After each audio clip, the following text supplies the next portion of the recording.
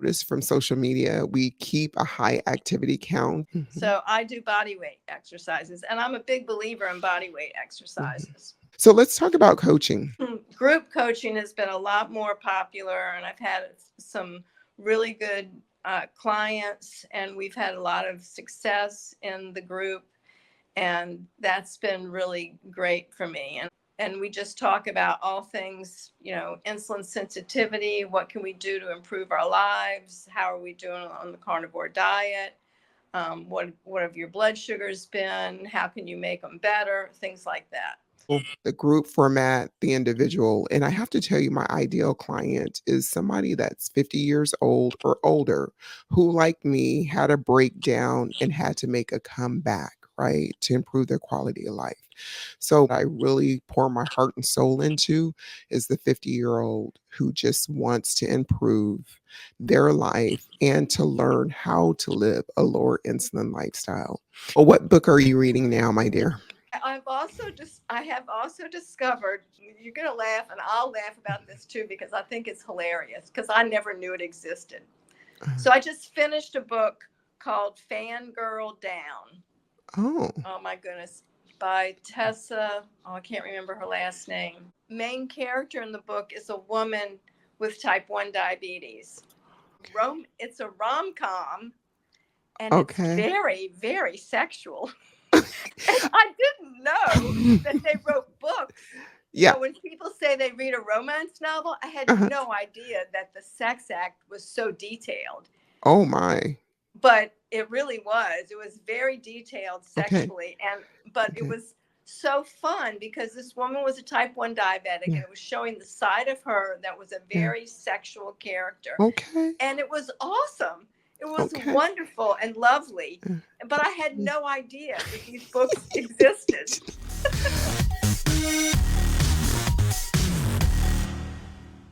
Hi, friends. Hi, friends. Hi, friends. This is Coach Rose AJ. Welcome to the Carnivore Connection, where soulful and heartfelt conversations take place. I have Amy Fields Perrin with me. Today, we're going to be discussing aging in reverse with the carnivore diet because I firmly believe the carnivore diet has helped me personally age in reverse, or at least keep time standing still for me. And we're going to talk about movement. And me and Amy, we rack up the steps. Lastly, we're going to be talking about coaching. So, what I'd like for you to do, Miss Amy, is to go ahead and introduce yourself as much or as little as you like. And just a note here, guys. We started a few minutes late because Amy was trying to correct a blood sugar. And I did ask her permission if she would like to share that. This is real life, it does happen. And if you're a type 1 diabetic, maybe this can be helpful to you as well. So take it away, Miss Amy. Okay. Well, like Rose said, I'm type 1 diabetic, and I've been type 1 since I was 16, and I'm going to be 70 next month. So it's been a long time.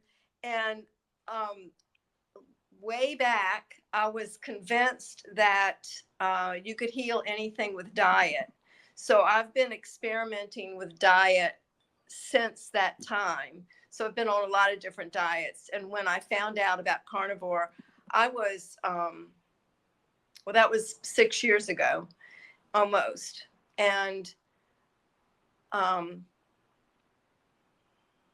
brain gets fuzzy when I have low blood sugar. I just got back from a hour-long walk, and it's really hot, and the heat will lower my blood sugar. And the thing with type 1 diabetes, because a lot of people don't really understand what it is, it's when your body no longer makes insulin. They don't know why it happens to people. Sometimes it's a virus that you get, and then you get type 1 diabetes. Sometimes it's a reaction to a vaccine. In my case, I think it was a reaction to being on antibiotics for acne for a solid year. And then right after that, I got diagnosed. So we don't know the exact cause of type 1 diabetes, but it's an autoimmune attack on your beta cells that are in your pancreas that produce insulin. So you either have no beta cells left alive and you produce no insulin, or you produce very little insulin. But I've been convinced that because it's an autoimmune attack on beta cells, that you might be able to heal it. So I've been it's been like my profession to try different diets to see if one of them would heal me. And I've been type 1 for so long that it doesn't matter whether I heal or not. I just really like being on the best diet. And so when I found carnivore and my health improved so much, not just my blood sugar, but everything about my health improved, I was convinced that, it was the best diet. So I've been doing carnivore for almost 6 years.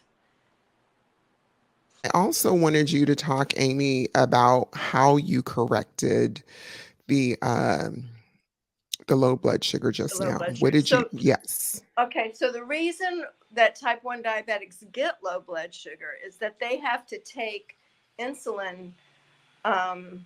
It's called exogenous insulin. So since they don't make insulin, they have to take insulin with either an insulin pump or a syringe. I use syringes and a vial of insulin. And so sometimes if you take your insulin and you hope you're going to be fine because it's supposed to keep your blood sugar in the right level. Like, you want your blood sugar to be in the 80s all the time. But sometimes if you eat a little more than you planned, or you eat a little less than you planned, or you exercise more, or you exercise less, or you have stress. Anyway, there's a whole lot of different reasons that could cause high or low blood sugars. So a lot of times you see type 1 diabetics, their blood sugars will go down because they have too much insulin for their needs. And I use these little candies. Each little candy is 1 gram of carbs. So is it a particular brand, or is it for diet? It's just the one I like. I see. St. Clair's Organic. Okay. St. Clair's Organics, and this one is flavored coffee, and I like the flavor. A lot of type 1 diabetics use something called glucose tabs. Yes, I've heard of that. Some of them use a liquid glucose that's become pretty popular now. The thing I like about these, like a glucose tab is already 4 grams of carbs. And if my blood sugar is only a little bit low, I wouldn't want that much. I like these because they're 1 gram, and I know that it raises me 5 points. So right before we started, my blood sugar was 52. Okay. And I want to be about 82. So I ate 4 mints. That might not be enough, but it might be plenty. So that's the whole deal with that. And it's pretty fast acting. It gets you balanced pretty quickly. And then where does the insulin, if you actually need insulin, come into play, if ever? Well, in a low the next time I take insulin would be if I eat supper. Then also at bedtime. So I take a dose of insulin first thing in the morning, of what we call basal insulin. It's the insulin for background, whether you're going to eat or not. You need it to just be alive. Okay. So you take that first thing in the morning, and then I take a shorter acting insulin that acts a little. Well, I use the old school insulins. I don't really need to get into it now, but I use an intermediate insulin. It's not super fast because I don't eat carbs. So on the carnivore diet, carnivore meat and eggs and all, they digest slower than carbs do. Right. So I take an insulin that is slower than the newer insulins. So I would take a shot of insulin every time I eat. So I may or may not eat. So I don't, if I don't eat, I don't need to take a shot of insulin. Okay. But Well, thank you for sharing that with us. And I do want to say that I don't know if you know that I'm a job coach for students that are 18 to 21. So I'm in the public school system, and there is a type 1 diabetic that I have been privy to. I haven't worked directly with him, but I've observed what he's eating and whatnot. So prior to maybe like January of this year, he was still eating the standard American diet. He still is, but he was doing the shots, right? And then he got a pump after the first of the year. And it's like he's obsessed with food, as most students are. They're obsessed with foods to a certain degree, but he eats an exorbitant amount of junk. And as an 18 or 19-year-old, obviously I can't step in and say, you should do this, you should do that, because it's beyond my scope of practice. Knowing what you know, and I know that you were diagnosed at 17 or 18, right? Relatively young. 16. Yeah. 16. Knowing what you know now as an almost 70-year-old, if that were your grandchild or somebody that you were really close to, what advice or support would you give to his parents or his, elders in his community that's helping him? And that's very interesting. I tend to try to stay out of people's way. Sure. But I will Sure. say that I had a woman recently reach out to me that has a type 1 diabetic 10-year-old daughter. Okay. And it was because a friend of mine knows this child and the woman, and she knows my experience. So she wanted me to be of help to this Sure. woman. So what I did is I sent her some information about the book written by Richard K. Bernstein called Diabetes Solution. It's like a Bible, isn't it? What's that? I said it's like a Bible of reference for type 1 diabetics. It is, but it preaches, talk about Bible, it preaches the very low carb diet. Yes. And when I found it when I was 42 years old, and I'm kind of getting off track, but I found it and it saved my life. So I had been a type 1 diabetic for 25 years before I found low carb and this book, Diabetes Solution. And it's only 30 grams of carbs a day. That's very little.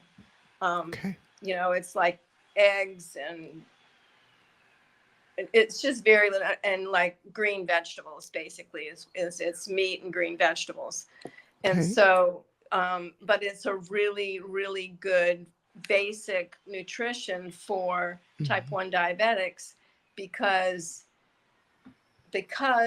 well, Dr. Bernstein calls it the law of small numbers. So you eat a small number of carbs, so you only have to take a small number of insulin. So your blood sugar only goes up or down for a small number.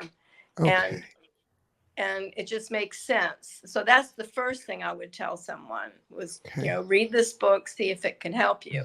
And then I would just tell them my experience.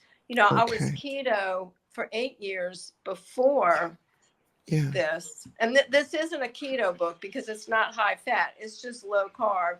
And he teaches you how to take your insulin and stuff. And it's great.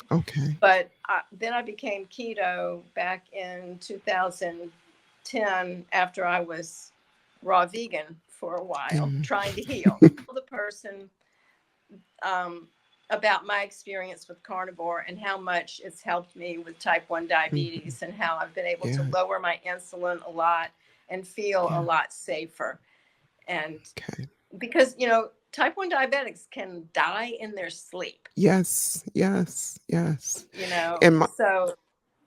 my thing with young people nowadays is sometimes we really need to tell them, if we are their caregivers, we really need to tell them and help them to set boundaries around certain things that can create harm.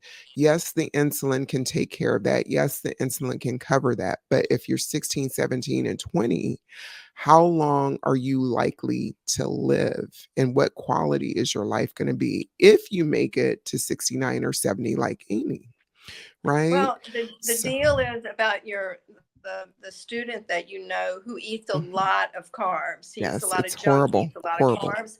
What happens is he's taking a huge amount of insulin, and if he Hmm. miscalculates those carbs by just a little bit, and Yeah, say maybe takes 3 to 5 units too much, yeah. he could pass out and die.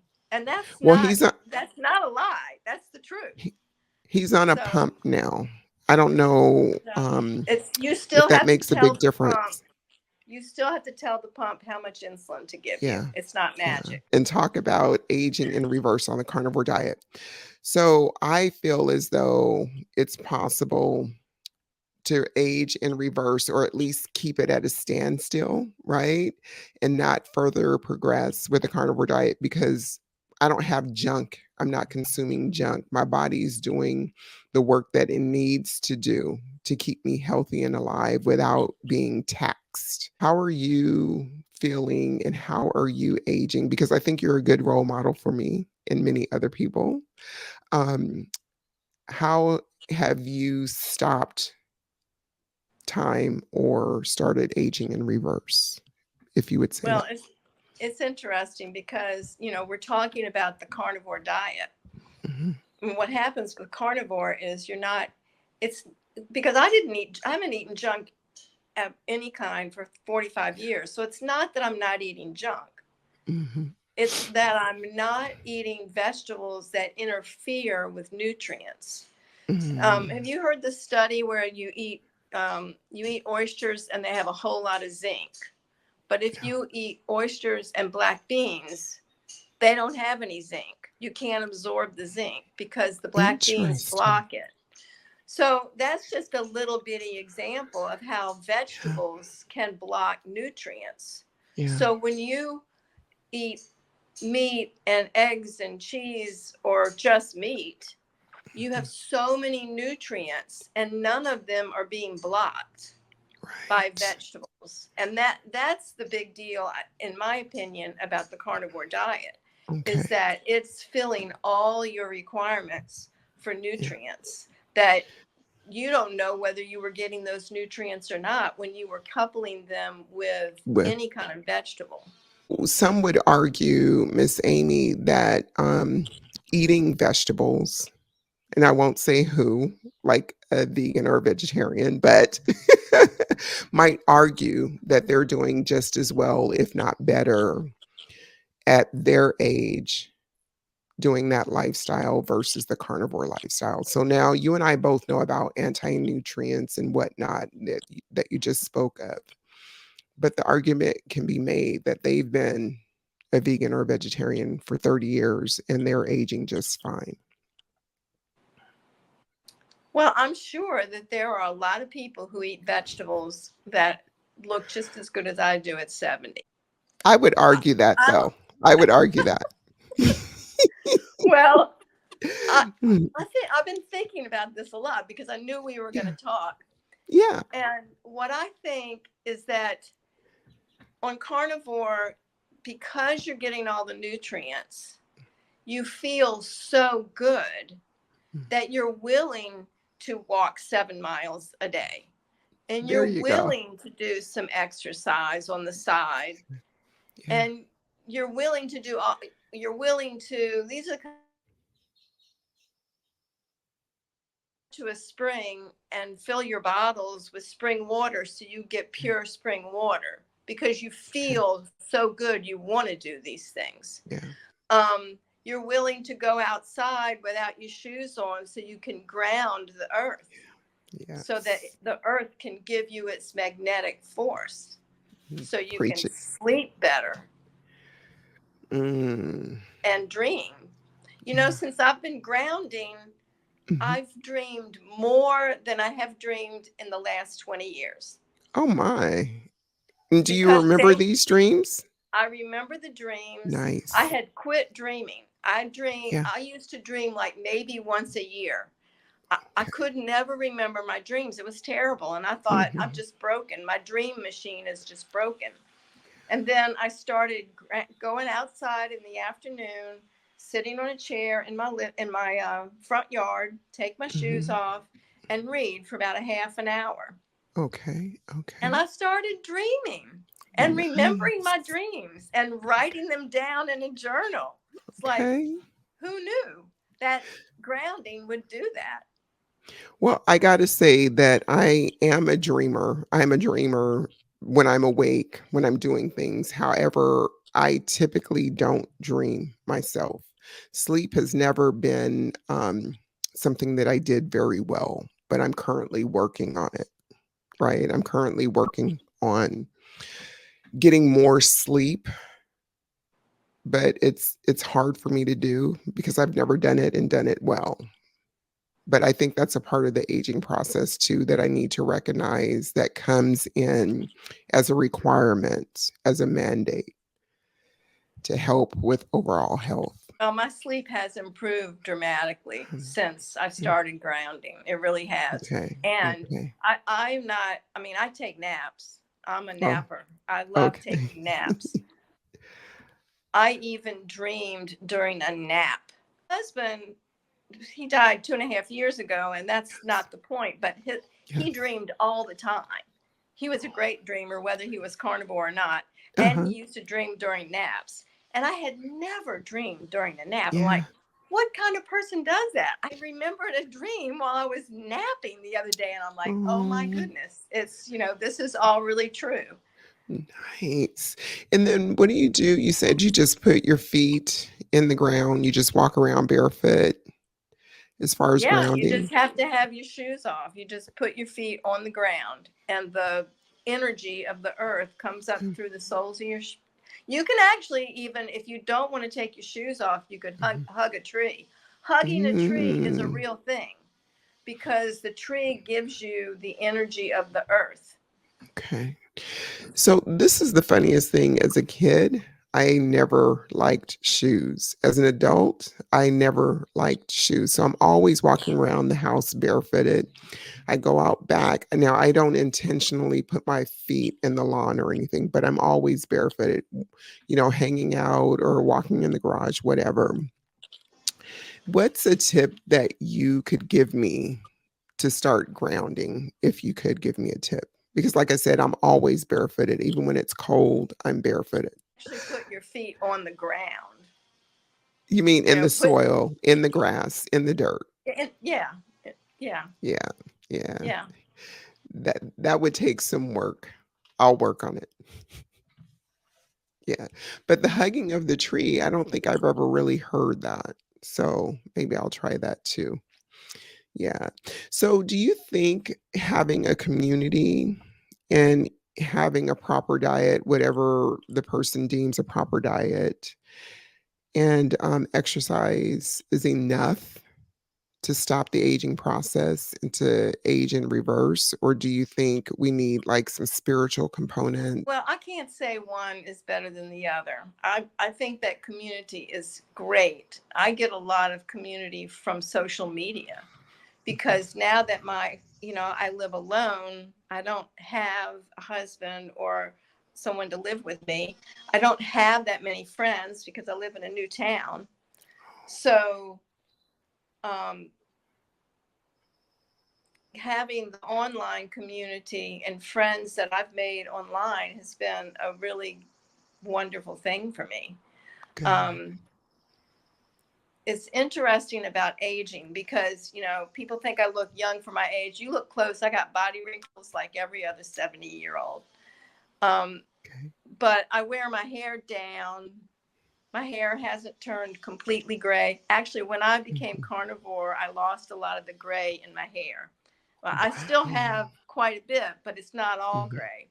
I Sure. wear clothes that maybe a 70-year-old shouldn't wear, but I do anyway. So I have a young outlook on my life. I believe in Mhm. that. Mhm. So I think that's a big part of it. Um, Yes. there's a really cool study that I read in a book by Joe Dispenza. He's a spiritual teacher, and I have all Okay. his books, and I meditate by his meditations. And Okay. but there's a story that he tells of the study where a woman was the lead researcher in the study, and she had a group of older men. I think they were 75. I should have reread the study, but I've got the gist of it. I believe they were 75, or they were older individuals. And Okay. she instructed them to pretend like it was 1965. And so they had to stay in this house for a week. Well, before they started, they took all of their measurements of metabolism and blood tests and all that kind of stuff. And so in the house where they were staying together, they had old Life magazines, and they had posters of old movies, and they bought vintage furniture that looked like the furniture from 1965. Yeah. And they played the music, and these guys danced to the music, and they really pretended like they were Yeah. older. It was over, they did all the measurements again, and all of their blood markers and metabolism and everything improved dramatically. So that, to me, that's like a whole thing about one community, because they were with a whole of other people, and the other people were Yes. encouraging them. So they had community, but they also had their mindset. They just pretended Yeah. like they were younger. It wasn't just like, oh, good, I feel younger. Like they Mhm. measured it. They really were younger. Talk about movements, our steps, our exercise. We'll keep a certain amount of activity for my personal requirement in my day. Does that make sense? And plus, it makes me feel better. It's good for my mental health. And I engage with people around me. But like I said, I noticed from social media, we keep a high activity count, and we are also dog lovers. Yes. So Yep. you want to tell us, I think your doggy's name is Jasper? Yep. Yep. Yeah. And do you walk with Jasper? Does he keep you moving or? Well, I do take Jasper out for walks, but right now it's very hot, and Yeah, he is very sensitive to the heat. sure, So when we walk, he wants to sit down under every shade tree and just sit.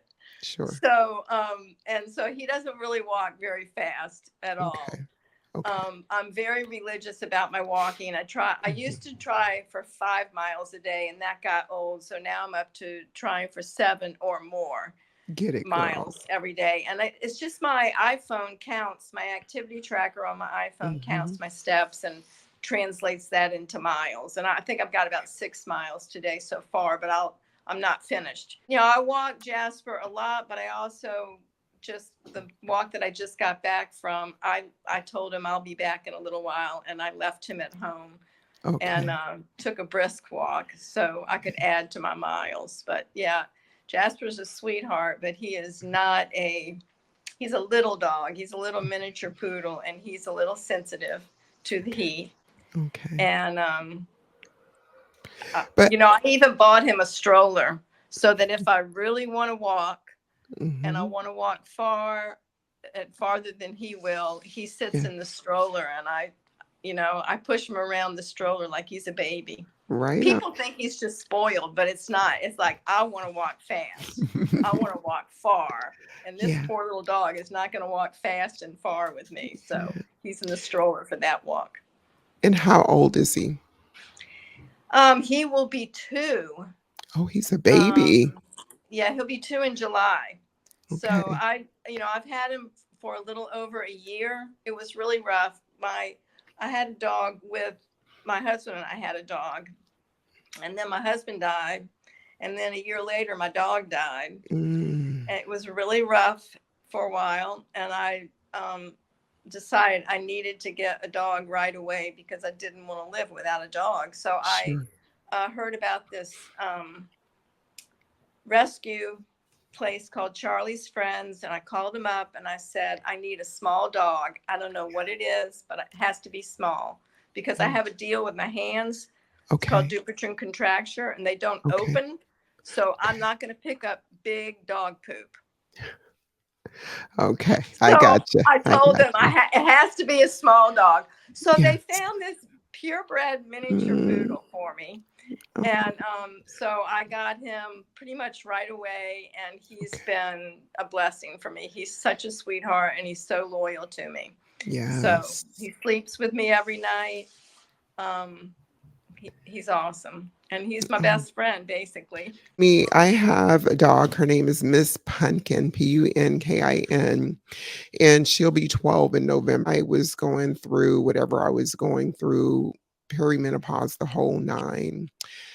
We had a dog, and it was 3 years before I was willing to get another one. But when the spirit said, now is your time, it was my time, and we wanted to adopt a dog. But every time I went into a shelter, I just left there crying because I couldn't take all the dogs with me. It was just too emotionally taxing. And one day, God said, you need to go there today. This is your day to pick up a gal. And I got smart, Amy. I asked them to bring dogs into the interview room so I wouldn't have to. And I went there to look at a dog named Ralph, who's an 18-year-old lab. By the time the attendant closed the door, he was like jumping up on his hind legs. And I was like in jail knocking, could you please come get him? He's a little wild. I wouldn't be able to handle him. And my daughter, I had sent her and I had called her, sent her pictures and called her. And she goes, well, if you don't adopt him, who will? Laying that guilt on me, right? I go, he needs a farm. Ralph needs a farm. And they kept trying to get me to go look at other shelters and to come back. And I said, no, the spirit told me this is my day. So my girl at 9 months was brought to me. She wasn't even ready and listed yet, and we've been besties ever since. So Oh, I like sweet. you need a dog. I go, she's my midlife crisis dog. But yeah, they can help us emotionally, physically, mentally, the whole nine. Or for some people, it might be cats, goldfish, or what have you. So your exercise is mostly walking at this point, or do you do other things in addition to that? Okay, so I don't go to a gym because that costs money.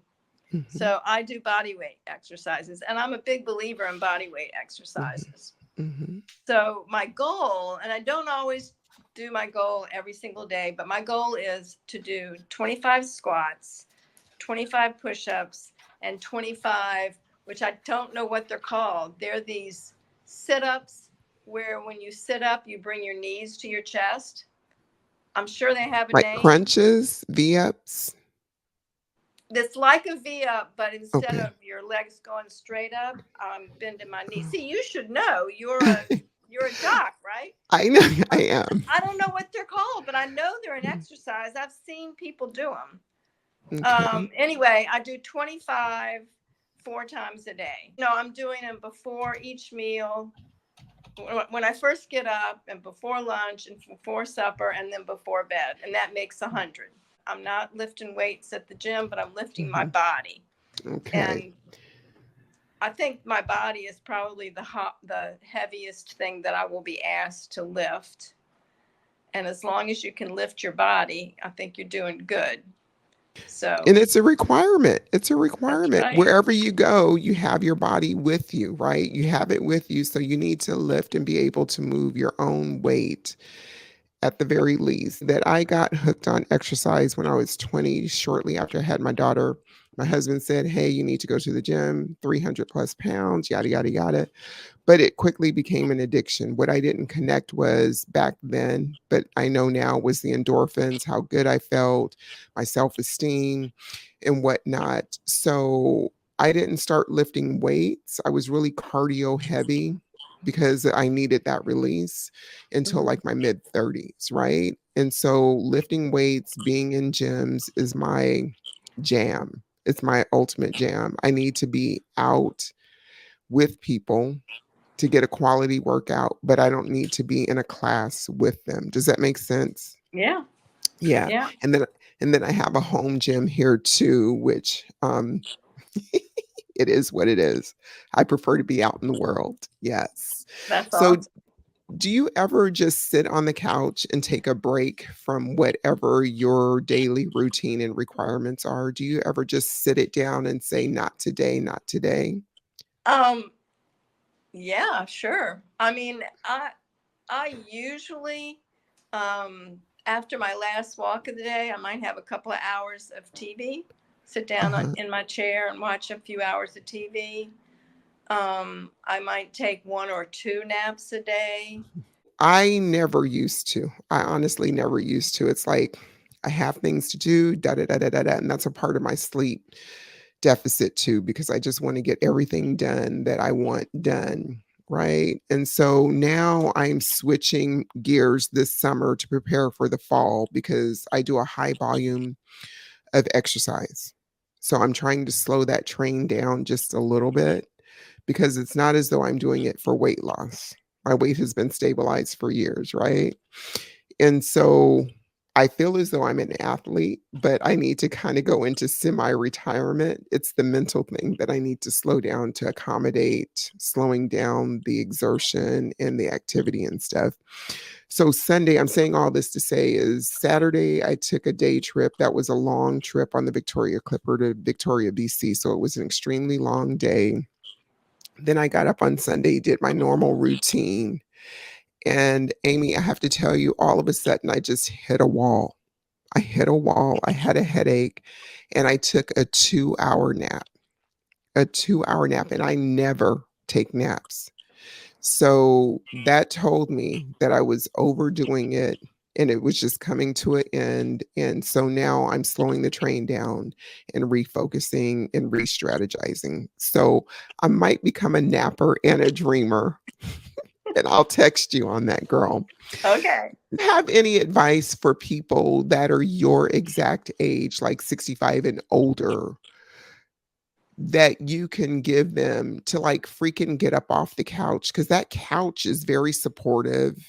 It's a lovely place to be, but not all day, every day.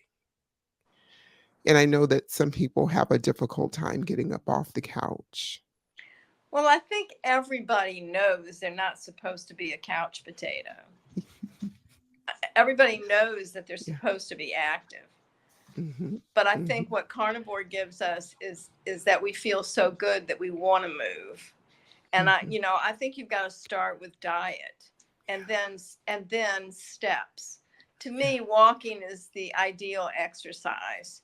And Mhm. for my, I do group coaching for type 1 diabetics, type 2 Mhm.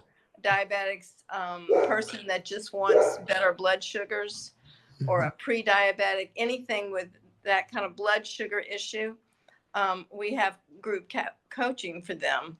And the first thing I encourage is walking. Try to get as many steps in as you can. And whatever you're walking now, walk more, and until you're up to a bigger level, a more, so people tend to, they'll choose, like, I'm going to do 10,000 steps, or what's my goal, and I do it for miles. I like 7 miles right now, but I'm sure I'm going to be wanting more soon. But I think walking is the easiest and best exercise. You don't have to have special shoes, you don't have to have any special equipment, it doesn't cost you anything. Just go walk. And there's a new thing that I don't know who invented it, but you walk Uh, 10 minutes after every meal, and it improves your right. metabolism dramatically. So Right. I've gotten all my diabetic people that are in my group classes, they're all Hmm. walking after their meals. They're Yes. trying to increase their steps, and they've had miraculous in their, Okay. yeah, results with their metabolism. Okay, well, that's going to be a good way to go ahead and segue into coaching. But what I heard you say is if it's somebody that's 65 and older, to get off the couch is essentially start with your diet and just start with walking. Those are the two things that you would recommend. Yep. So let's talk about coaching. What services do you offer? Who's your ideal client? How long have you been coaching? And how does being a coach support you in your carnivore lifestyle or way of life? Well, I just started coaching in February. It was my first month at it, and I started out saying that I offered individual coaching and group coaching. The individual coaching has not taken off as much, but I do offer it. That's like one session, um, one session for 1 hour for 1 hour per week for 6 weeks. That's my individual coaching. And then they have text, they can get me by text anytime, night or day. Group coaching has been a lot more popular, and I've had some really good clients, and we've had a lot of success in the group, and that's been really great for me. And I charge just $25 a month per person, and we get a Zoom meeting once a month for an hour. And we just talk about all things, insulin sensitivity. What can we do to improve our lives? How are we doing on the carnivore diet? What have your blood sugars been? How can you make them better? Things like that. And then we also get the text, where we have a text thread with all the people in the class, and we can text each other anytime. We send YouTube videos. We'll send an idea like, oh, this happened today. I started walking, and I can't believe how much better my blood sugars are. One woman said, what was it? My mind just went blank. Oh, she quit eating nightshades, and her blood sugars improved dramatically. She was having trouble being a full carnivore. She just didn't want to give up jalapenos, and and peppers and tomatoes. And when she gave up nightshades, her blood sugars, like, she's able to take a whole lot less insulin. So that was pretty dramatic. But we share things like that in our text thread, and it's a lot of fun. And we stay in touch all week long, and then we'll talk about it during our meeting for the week. Okay, beautiful. And I want to know, how does being a coach that's supporting other people, how does that help you with your carnivore lifestyle? Well, certainly it helps me because I want to be a good example for them. So I'm not going to, and at the end of each meeting, we talk about our goals for the week. Okay. And so I have goals for my week too. And, if I say I'm going to do something, I'm probably going to do it, because I've got a report at the next meeting, but I was close, or, Mm-hmm. so Yes. that kind of thing. It keeps me on point for sure. Yes. All right. So that's wonderful. For myself, I have probably always needed a therapist or psychologist in my corner, but because of the way that I was raised and because I believe those myths, I resorted to bibliotherapy because I was a voracious reader as a child. That really helped me. And then going into adulthood, it was like Phil Donahue and Oprah Winfrey. Those were my guides into a healthier lifestyle, right? But because of that, I like taking courses because I'm like, I want to know, how does this apply to me, right? I need to help myself. So I've taken a lot of courses, several life coaching courses, because I needed coaching for life, right? And then also several health coach trainings and whatnot. And so I've pieced things together over the years, and I've done coaching as far as the group format, the individual, the group format, the individual. And I have to tell you, my ideal client is somebody that's 50 years old or older, who, like me, had a breakdown and had to make a comeback, right, to improve their quality of life. So I really pour my heart and soul into is the 50-year-old who just wants to improve their life and to learn how to live a lower insulin lifestyle. And with working with people in general, or just being here on YouTube or social media, what keeps me accountable is kind of like you saying, this is what I'm going to do. So I better be able to report back, right? And to live in truth 24/7 as best that I can. All right. So do you have anything else you want to offer to this conversation, Miss Amy, before we close out? Let me look at my notes real quick. You know what I've discovered Yeah.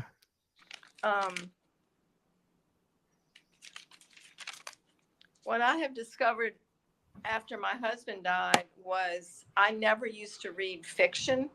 I always wanted to improve my life. So I would read all the self-help books. Yeah. I would read books about nutrition, anything to improve myself. And then my sister turned me on to reading fiction.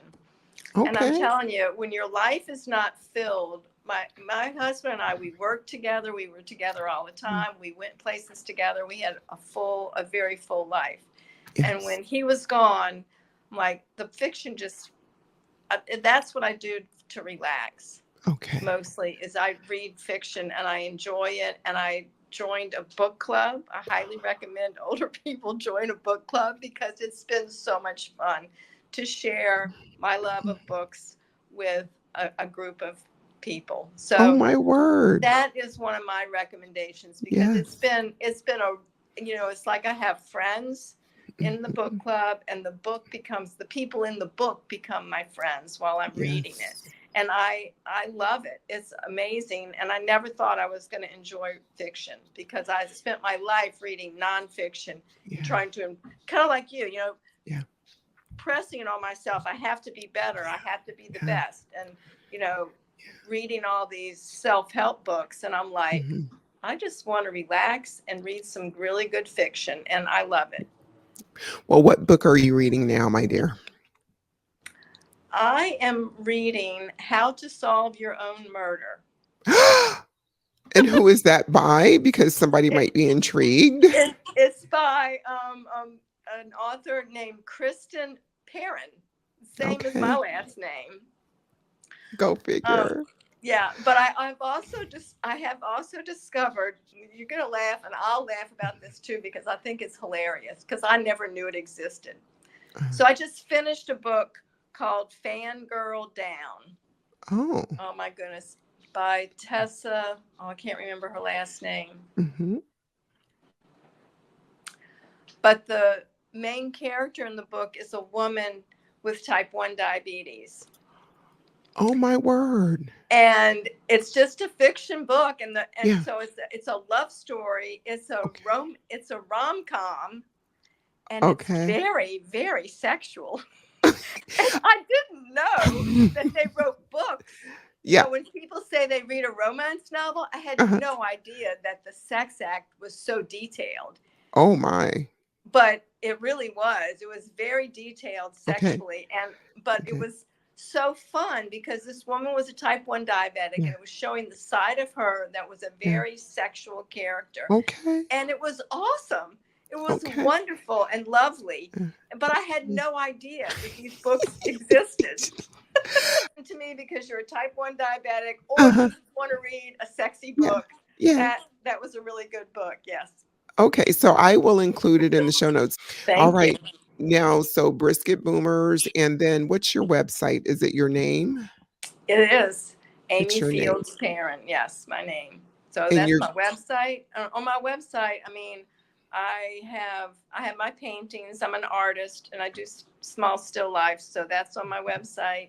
I have a blog on my website, and then I have, I'm on Instagram and Facebook, Amy Fields Perrin. And the only thing that's different is the Brisket Boomers on YouTube. The coaching that you offer, does it start over at the first of every month, Amy? Yes, it starts the first of every month. It's by the month. And you just have to direct message me on Instagram or do Messenger on Facebook. Or, you could even get in touch with me on my YouTube channel if you wanted to. Any way that you can get a hold of me. Guys, thank you so much for joining us on this edition with Miss Amy, where we talked about aging in reverse, natural daily movement, and coaching. And as Amy said, you can find her on Brisket Boomers or under her name on social media outlets. And I'm Coach Rose AJ. You can find me. Please support us by liking, sharing. Guys, till next time, talk soon.